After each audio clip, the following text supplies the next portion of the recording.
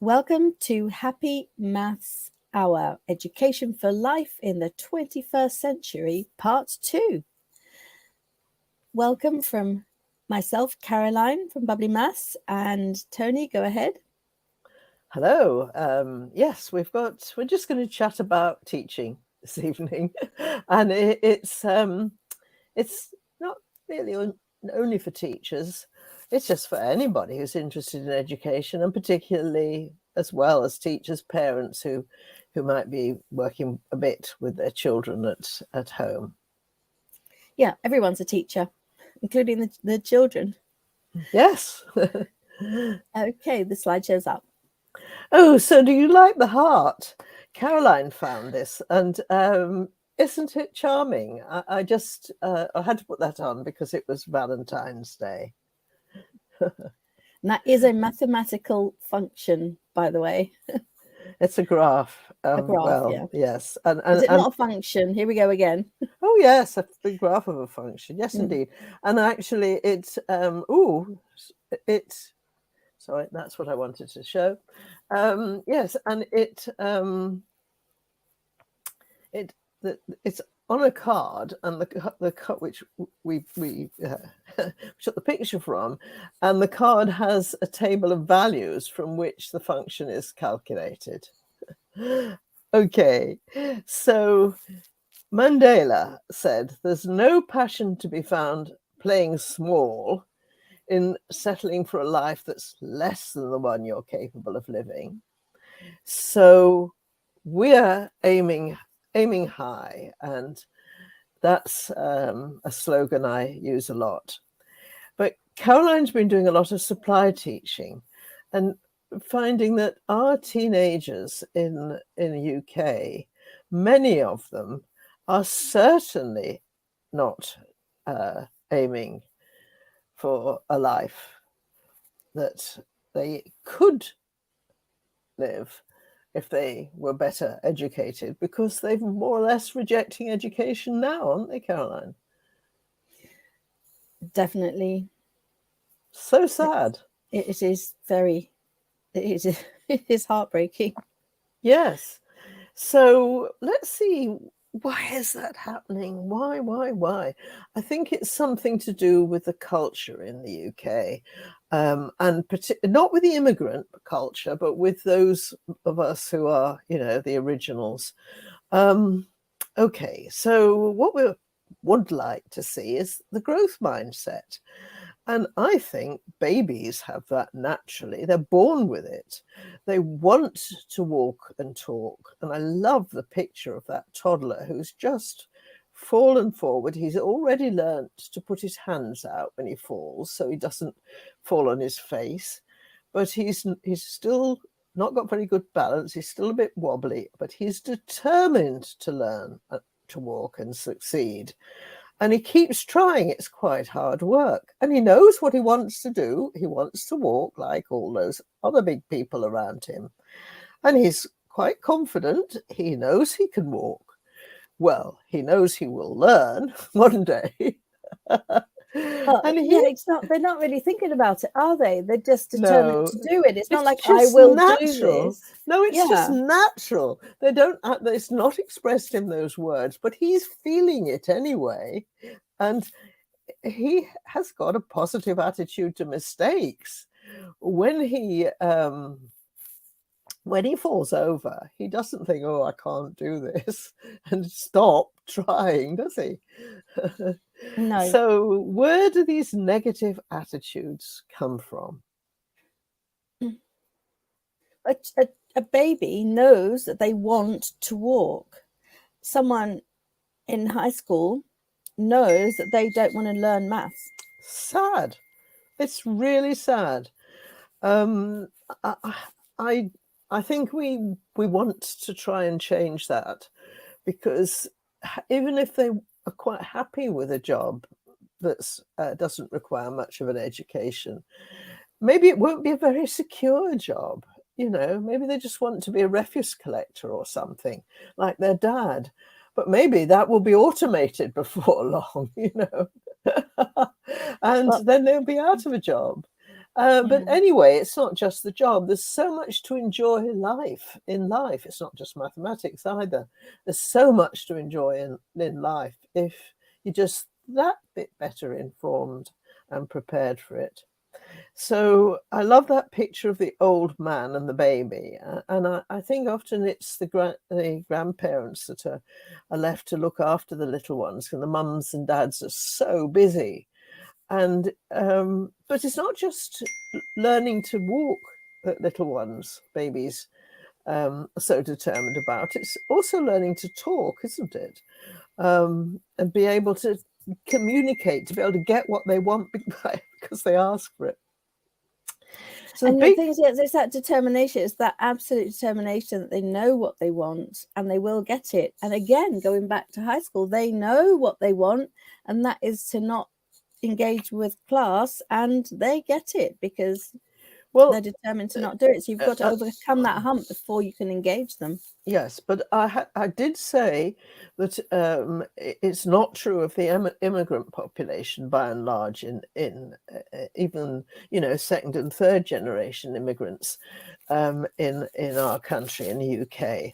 And so I think a lot of it is coming from the home.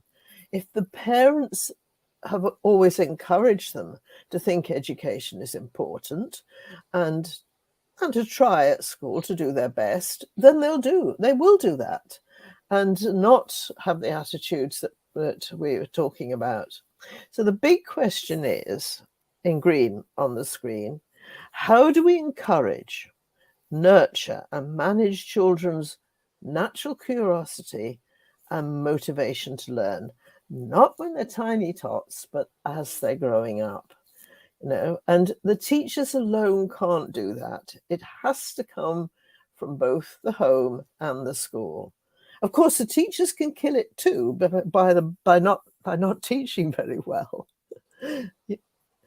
So there's a green question mark. I just learned very recently that in Spain they put a question mark at the beginning of the question as well as at the end. And I wanted to emphasize that. So I went a bit Spanish, although the question's written in English. Okay, so let's move on. So asking questions, this is what little ones do. Why? On what? Where? How? When? Who? You know, the 5 W's and also how. And yes, it's important to answer those questions and encourage more questions. Keep them coming. That's what is so healthy. And I know it's hard when parents are busy and you know, they've got so much to do to answer those questions. They maybe don't know the answers, and ideally they'd say, well, let's find out and find out with the child. Oh, well, that's where maybe the oldies who've got more time, the retired oldies can help a bit. But questions are so important when they come from children, and we should try and encourage it. Yeah, so encourage it, or not quell it, not squash that enthusiasm, because that enthusiasm squashed could end up with that person who doesn't want to go to school. And I have a horrible feeling that sometimes children go to school full of excitement about the world around them and eager to learn and find out. They wouldn't put it in those terms, but that's just how they feel. And when they get to school, they have to sit quiet and listen, and you know, and that just kills all that natural curiosity. So Bruno was an interesting man. He only died very recently in 2016, at the ripe old age of 101.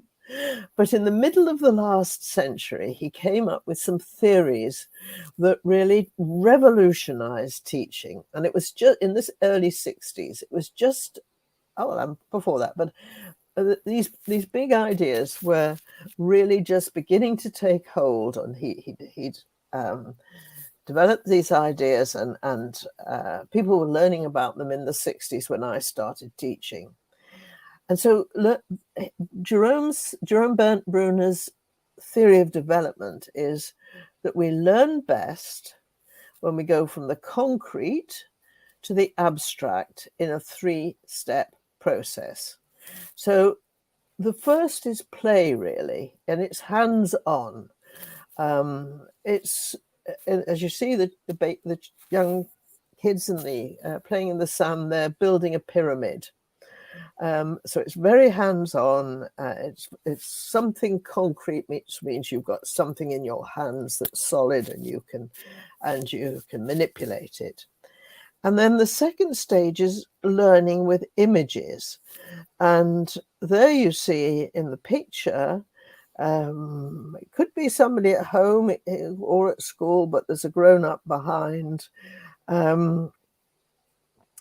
drawing well, it's just a triangle, but it looks like a triangle, but drawing it. Drawing an image of the pyramid, yes, or a representation of the pyramid, which could just be one of its faces, the triangle. Exactly.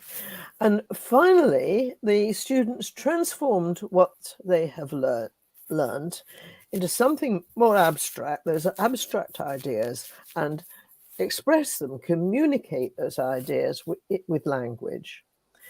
And throughout the experience, they constantly revisit things they've learned before. And the teachers need to provide carefully structured guidance along the way, and it seems to work. So that's Bruner's theory of development. Toni, if we can just stick with that idea, if you can just go back 1 second. Well, you've got a similar image here, and that is that it's not just young learners, intermediate learners, and high-level learners that we're talking about here. We're talking about any idea that you work from scratch, or any realization or any invention. You start with something very concrete, then you make a plan, and then you go for the high level of designing it to the nth, to very small details. And the same with your Alan. Toni's husband is a mathematician, and he writes lots of papers, and he is constantly researching and discovering new things. And when he has a new idea, he starts with something concrete, so that he then can look at it and visualize it and see, actually, is my theory correct? And then he proceeds perhaps to draw it, and then he proceeds to write about it in mathematical terms. Yes, including images. You're absolutely right. He's certainly, he doesn't necessarily play with building bricks like the baby there, but he would if it was relevant. He probably would. He certainly thinks about it in a very sort of down-to-earth way, let's say, and then he talks about it informally, and finally he produces something that's a written and formal account of what he's just discovered. But let's talk about the spiral, because this is something Caroline and I have used a lot and talked about a lot, this learning spiral for lifelong learning, not just while we're in school. And this is the idea that students revisit the same topic at regular intervals. And the new learning builds on previous learning, and the complexity of the topic increases with each revisit. Now, this is something a little bit different from what we were just seeing from the concrete to the abstract in 3 stages. This is a spiral of learning where the ideas, even now I come back to ideas that I thought I knew about, and I learn a little bit more, and I learn, probe a little bit more deeply. So it goes on for your whole life. That's the learning spiral. Now, back to the development, and the 3 words that Bruno used were enactive, which means acting. It means experience something in a concrete way, in an active way. In an active way.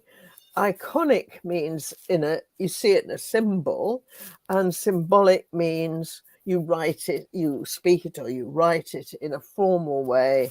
And now what we see here is the children eating the cake. All right, let's suppose there are 4 people in the family. It seems as if the idea is the cake is cut into 4 equal parts, so everybody gets an exactly fair share. Okay, and the active bit is the children eating the cake in the beginning.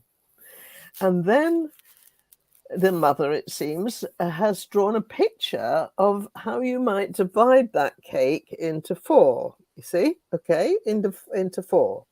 And finally, probably sometime later, the girl there is doing some schoolwork on probably, and it's all about a quarter and percentages. So she's written it as 25%. Can you see? And that is your abstract or symbolic representation of the, and she's thinking of the picture the mother showed them, or maybe it was a teacher, of cutting the cake into 4. She's visualizing it. And that's the power of visualization. That's what I talk about when you, as a young learner, you manipulate geometric shapes and triangles and anything physical to represent the maths that you're learning. Later on, you use that to help you visualize it. It gives you the ability to visualize because you've got literally mental images to turn to, mental representations to turn to. And this has so much to say to parents at home. So, it's not a great idea to give your children the screen when they're very young.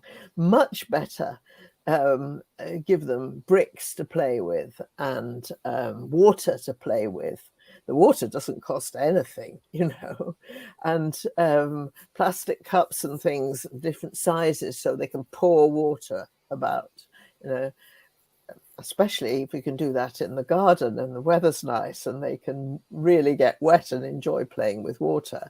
And of course, as you saw in an earlier slide, playing with sand. I mean, these things are very, very important. And of course, another thing that children like to do is role playing. I mean, when my children were very small, a very long time ago, we had a bag of old clothes that they dressed up in. And they pretended to be, well, all sorts of things they pretended to be.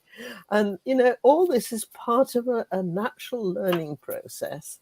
And it's, they had toy tea sets and practiced serving meals. And then, of course, cookery at home is a good way to learn, isn't it? So there are so many ways in which you can learn at home without it taking a lot of the parents' time. And it's never too late as well. That's one of the things that I find working with teenage learners who just missed a whole tranche of their learning, that you go back to the inactive and the iconic versions, and they can then quickly make the leap to symbolic. But if they've got misconceptions, without showing them the physical representation of it,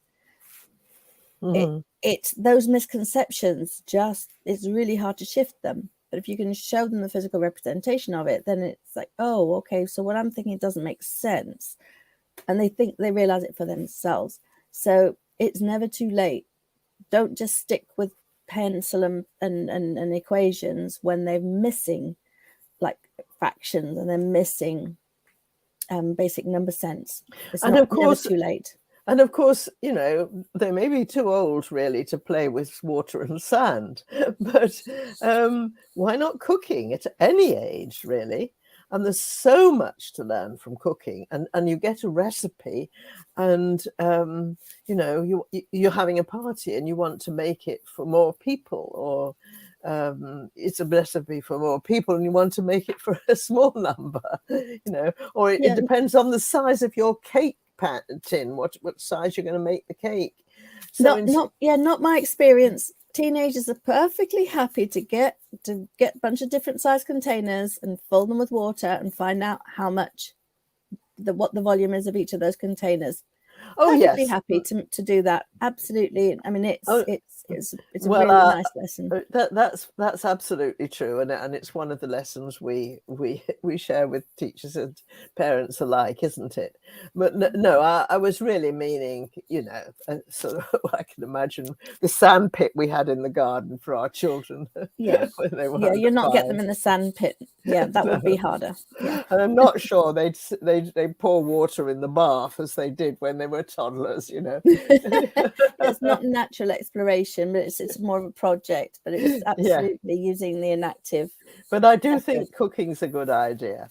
So the other thing on this slide, which we haven't talked about, what do you think of constructivism, Caroline? Oh my goodness. So constructivism being the 3 stages. No, it's it is sort of. It's written on the slide there that learners I'm reading it. Construct their own knowledge and do this by organizing and categorizing information using some sort of coding system. That's what's happening in the brain. This is Bruno's Constructivism, which, as I said, it was just coming out and becoming popular in primary in particular, not so much in secondary when I started teaching. But it is now. It's very well established in the Western world. Bruno believed that the most effective way to learn is by guided discovery rather than being told by the teacher. And it's that line, rather than being told by the teacher, that says a lot. Yeah, the guided discovery. Yeah, that's constructivism. Sorry, I didn't click that. Guided discovery, absolutely. It's just powerful at all ages. It's so powerful when you've got a teeny weeny little toddler who's just doing random things and you just guide them a little bit. Once they've established within the game, what if this and what if that, or just put things in front of them and see what they do with them, or and back to all the way up to people. School leaving, that is still a powerful way for them to learn, for them literally to figure it out for themselves with the right guidance. Absolutely. And you're right, Caroline. I mean, constructivism is related to these 3 stages because, you see, when he talks about this coding system, it's eventually they learn to be able to talk about it using language, logical thinking and language, and to express it in symbolic form if it's that sort of idea. So that's the coding system, but it takes a while to get to that stage, and the visualization is important, which is on the way, and the practical activity through which they began to learn, playing around with the idea, is the first stage. So yes, that's part of the development. And Caroline, there's so many different ways of describing this. What Bruno called it in 1961 when he wrote about it and the idea was spreading was constructivism. Now, people have added their own variations and to this basic idea, and it's called activity-based learning, inquiry-based learning, discovery learning, guided reinvention. And if you're sort of very pedantic about it, you might distinguish between them with slight variations, but they're all essentially the same thing. Rather than the teacher standing at the front of the class at the beginning of the lesson and giving an explanation and showing learners how to do this particular process on the board and then giving them practice, and half the learners are not listening, she does something very different. She gives them an activity and encourages them to learn by themselves. So here, I think we've seen that slide. Here we go. This is very interesting. In the 1980s, the Singapore government decided to stop importing foreign textbooks and instead build the world's best curriculum from scratch.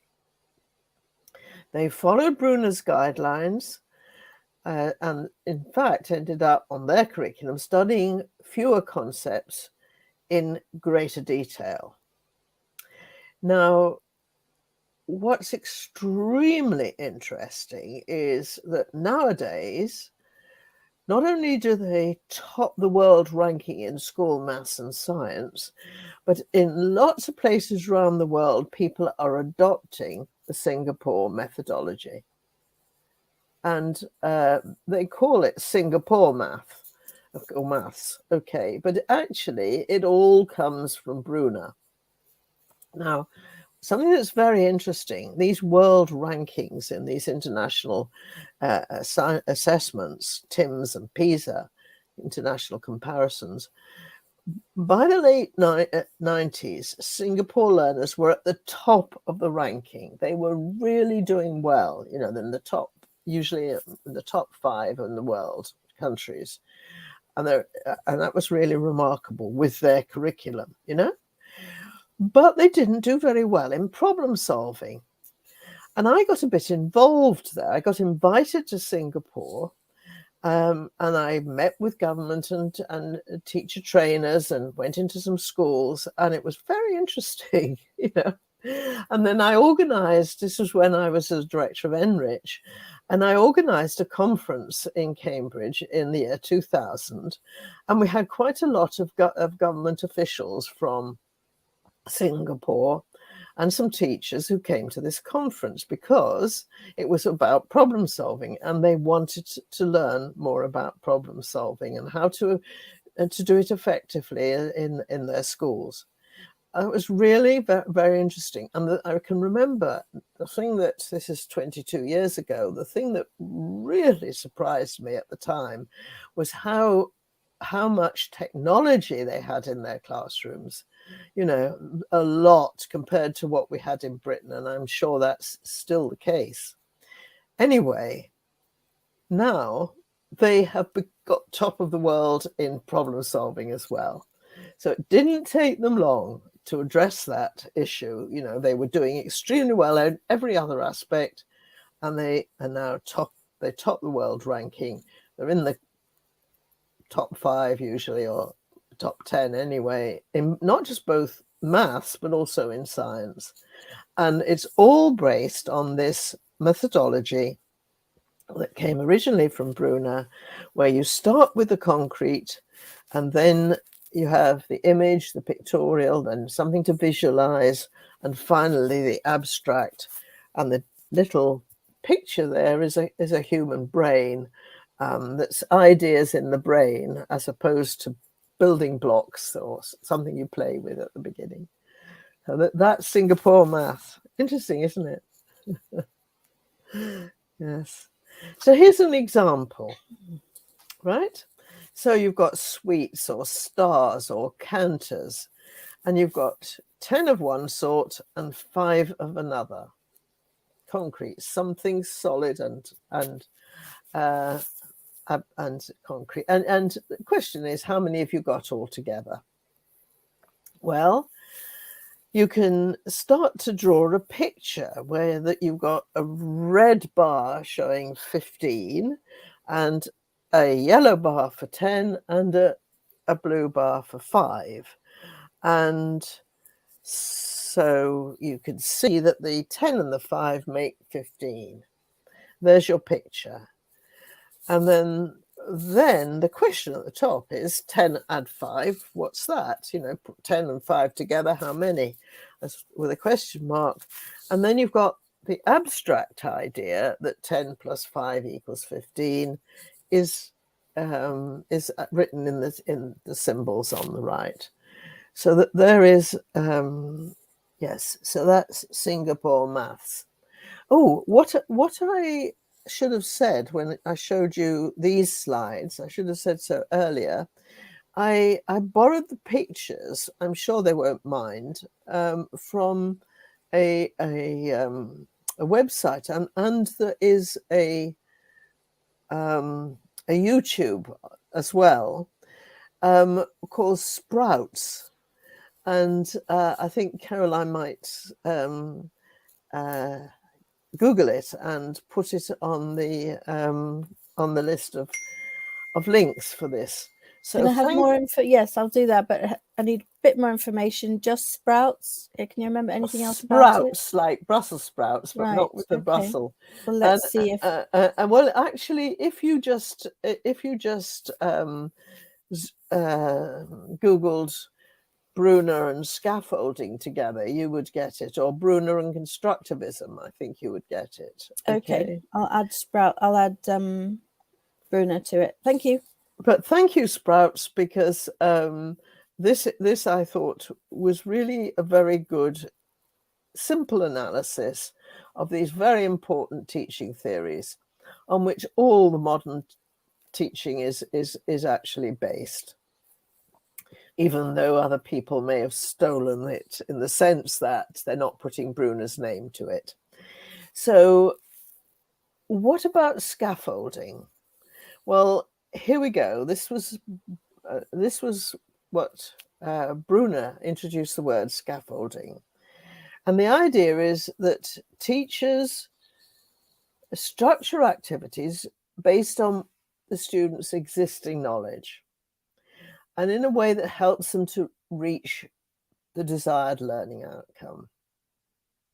And the teacher introduces the activity, then notice the teacher steps back and lets the student have a go. So it only introduces the activity, saying as little as possible, doesn't do it to show them, doesn't explain it to them. The teacher steps back and lets the students have a go and offers support and feedback when needed. And the support often takes the form of key questions. Instead of explaining, the teacher asks a question designed to help the learner find the answer and explanation for themselves. So the teacher's got the explanation in their mind, but they ask a question which guides the learner to think along the right lines and to reach out and to work towards an understanding. So that's scaffolding.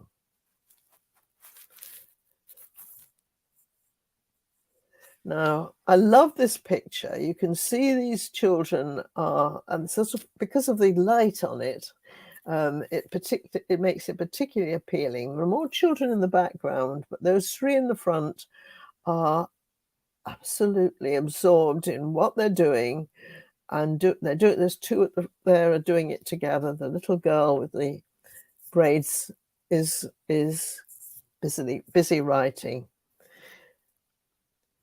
So brain research has proved that we can all learn to a high level of attainment if we're determined to succeed and work hard. Now, school mathematics is not beyond any child unless they are physically disabled. Really, I don't mean physically, I mean really, really seriously disabled. All normal children can learn school maths. It's not too difficult.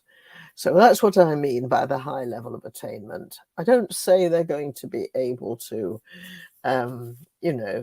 get the top first in the best university. That's maybe something to strive for, but it's maybe have to be satisfied with a little less than that. As far as school maths is concerned, it is accessible and achievable by everyone, except that they can't leave it too late. They need to be working steadily throughout all those about 12 years in school and to be taught well. And most importantly, they have to have this motivation and work hard. So our brains are highly adaptable, and interestingly, they develop best when we face difficulties and make mistakes and persevere. Now, this adaptability of our brains is something that it's only been understood with recent research in the last 20 years. There's a case well known, but, well, perhaps by some, but anyway, there are people involved in the research, that early in the noughties, about 20 years ago, there was a child who had cancer in the brain, and it was so severe that she was 5 years old, and the doctors said, unless we remove it, which effectively meant removing half the brain, she will die. We can't say whether there will be a positive outcome, but to save her life, that's the only way. And so they actually removed half her brain. Age 5, she was obviously walking, talking, communicating, able to do all the sorts of things that 5-year-olds normally do. Now, of course, it took a long time, but what happened was that the one side of her brain that was left took over the functionality of this side of her brain that she'd lost. And by the time she was 8 years old, she was like a normal 8-year-old who could do everything that a normal 8, except she was slightly stiff on one side, apparently. She could do everything that a normal 8-year-old could do. Now, isn't that amazing? But with half a brain. And the side of her brain that was left was adaptable, they call it plasticity, and had taken over those functions that would normally be done by the half of the brain that was missing. Now, I think that is amazing. And what it has led to is a lot more research by doctors, educational psychologists, and in educationists as well, and people involved in teacher training, to try to see what the implications are for that to school. The implications are, of course, that we should not have low expectations of our young people. We must encourage each learner to want to do better, and we must change how we judge what our learners are capable of. In other words, we shouldn't ever say, I would, let them say, or let their parents say, and them hear, I was never any good at maths. I could never do maths. Because that's a self-fulfilling prophecy. And to any parents who are listening, and even if you are a teacher, you're probably a parent as well, and many of you know this, but parents should never, ever say, even if it's what they feel, that they were never any good at maths. Because that means that for the children, it's all right not to be good at maths. It means you can't do it, so it means you don't really even try. It's really sad. And because I'm a maths teacher, when I socially meet people, and they ask you, what do you do? Well, I teach. What do you teach? I teach maths. Then you often say, hundreds and hundreds and hundreds and hundreds of times. I'm very old, so I've lived a long time. I've lost count of the number of people, grown-up people, who are very successful in life. They may be doctors, or they may be scholars of some sort or other, or teachers of other subjects, or, lawyers, even, people who are really successful businessmen, people who are good at what they do, who say they were never any good at maths at school, and as if they're, almost proud of it. You don't hear people say, I was about some other subjects, I was never any good at that, and be proud of it. It's sad, isn't it, Caroline? It's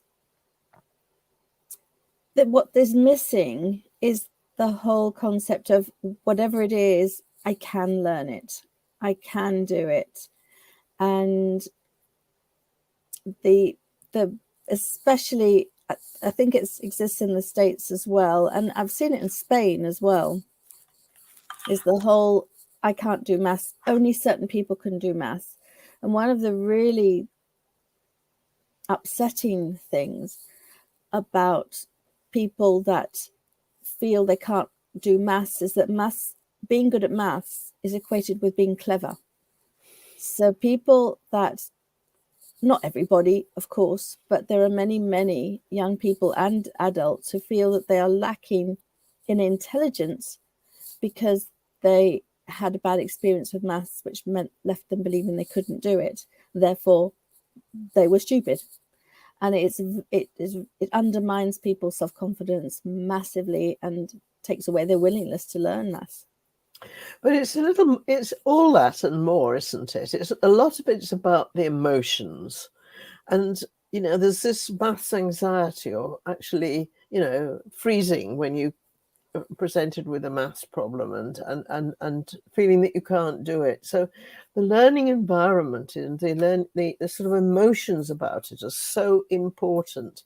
And it applies to any learning, really, but it certainly applies to maths.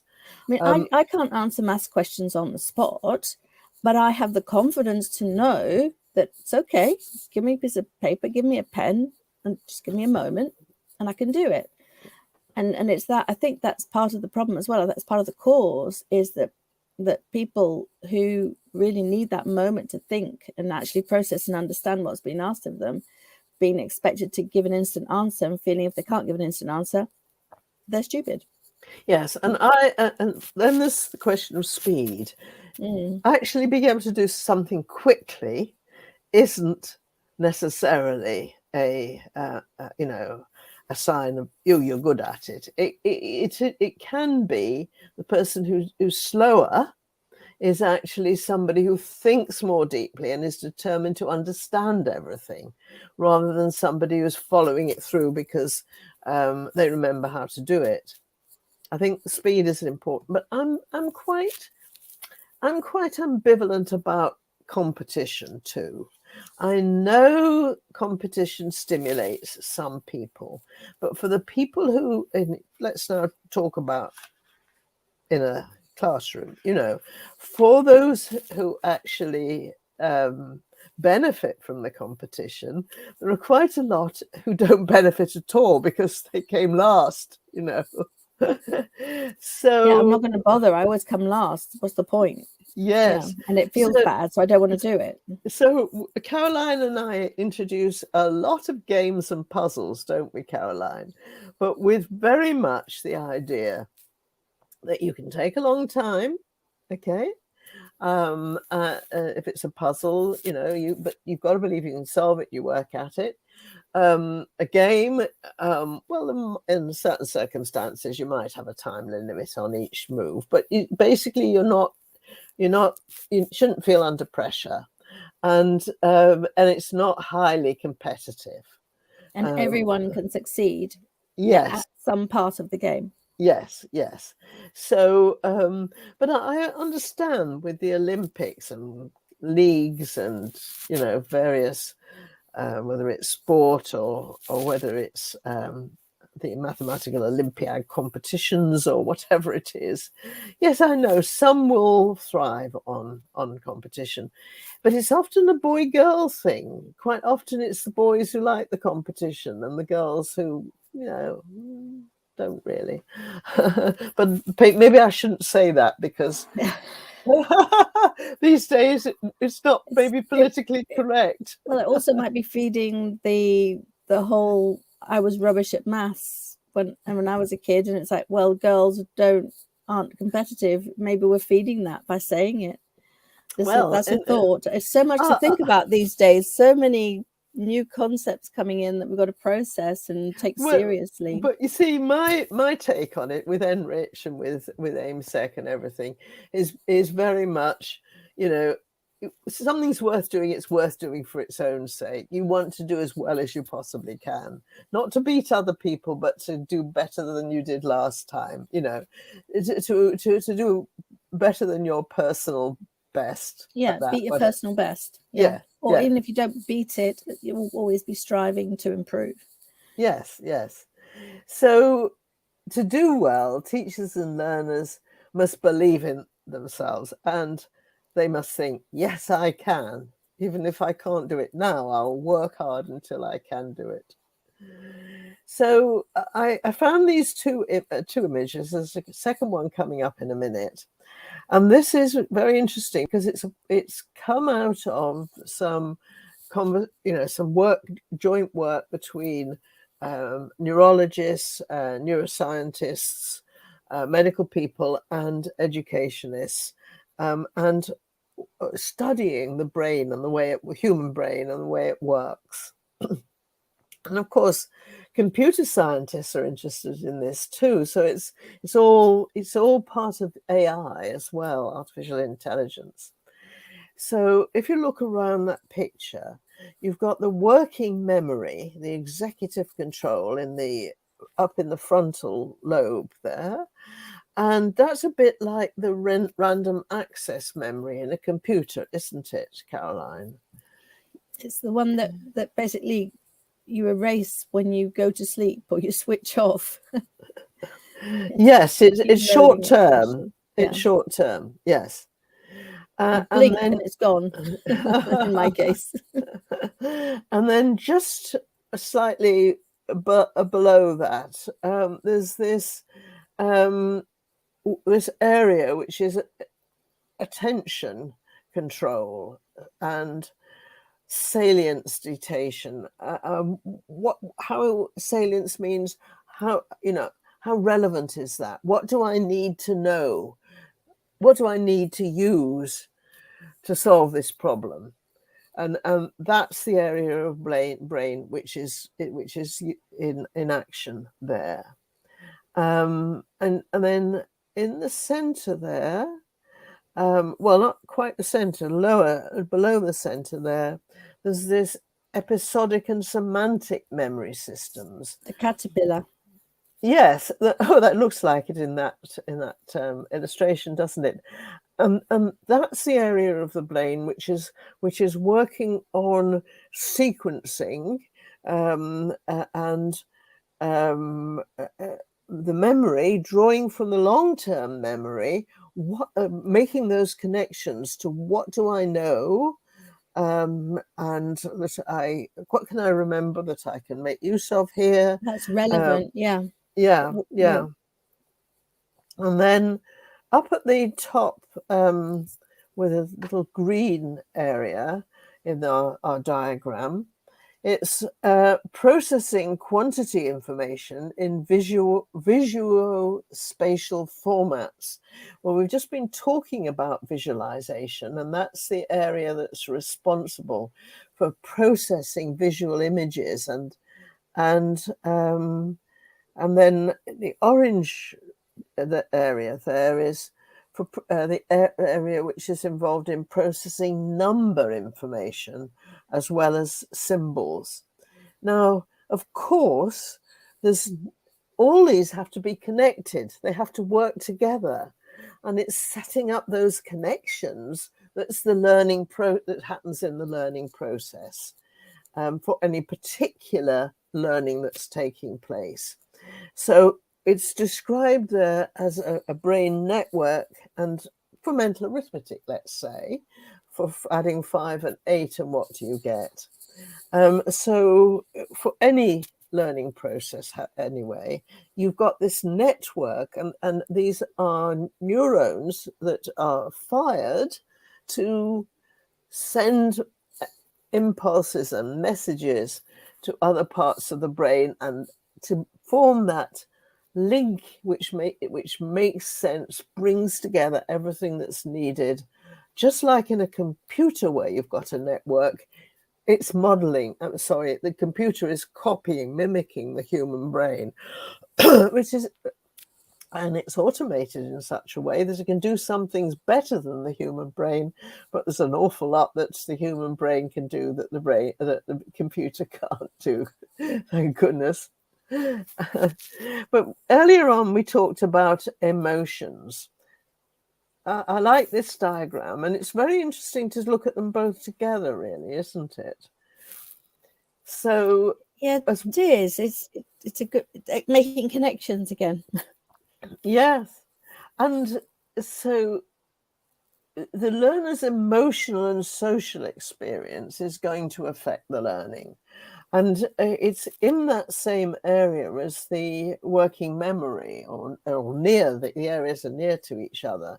So if you feel, well, I can't do it, or I'm afraid of it, and I'm not going to try, then it's not going to happen, is it? And the optimal learning environments, which is the sort of heading for this this diagram, is up to the parent and teacher, to the parent at home, the teacher in school, to get right. Because if it isn't right for the learner, they're not going to be able to learn very well and make good progress. So what are the other things here? Well, up on the upper area of the brain there, you've got age-appropriate exploration and discovery. That's back to Bruno's Constructivism, isn't it? Exploration and discovery, guided reinvention, as it's sometimes called. So it's also involving, it's also near and close to the part of the brain which is looking at images, visual spatial formats. And so they sort of can work together. Now, habits of mind help. It's quite interesting, isn't it? So processing information and habits of mind are, well, of course, they're not necessarily that close, but they're also, yeah, so they are quite close in these two diagrams. And the habits of mind are quite are very important too. You know, good tips for studying. How do you solve a problem? When you faced with something that you can't quite get to grips with, what do you do? So there's all sorts of ways in which you can go through a list of things you might do so that you can actually make some progress. These habits of mind. And also it's important as well that you concentrate on what you're doing, not that you're distracted by all sorts of other things as well. So that's why people with ADHD have such a hard time. Yes. Because yes. It's very hard to stay focused on one thing when you have ADHD. It's just constantly thoughts coming and interfering with what you're supposed to be, you want to be thinking about. Yes. The next thing, which is going around clockwise, which is attend to trade-off between plasticity and brain development, actually gave me a lot of, I had to think a lot about that before I really understood what this trade-off was all about. So as I understand it, I have a very simplistic understanding of the way this network in the brain, when you meet something new and you're trying to learn something new, how these signals in the brain are communicated, triggered by, it's a chemical reaction as well, triggered so that messages are sent from one part of the brain to the other. So this is building strong connections to cement that learning so it stays with you and to deepen the understanding. So that is brain development. But we talked about plasticity, and I gave the example of the child who had half her brain removed. So, but it happens to quite often when people, for example, have a stroke and they lose the power of speech or movement, but they can regain it. They can relearn, and so what actually happens is that this plasticity means sometimes that the damaged part of the brain, which isn't functioning, is replaced by another part of the brain, which has to then start to take over that control, that that functionality, to use a mathematical term. So it's now happening in a different part of the brain. Okay, but at the expense perhaps of pushing forward with brain development, that's where the trade-off comes. So what I talked about with that child, she didn't have normal brain development between the ages of 5 and 8. She had exceptional brain development, really, but it was all along that 3 years there was new parts of her brain taking over. So it was the plasticity.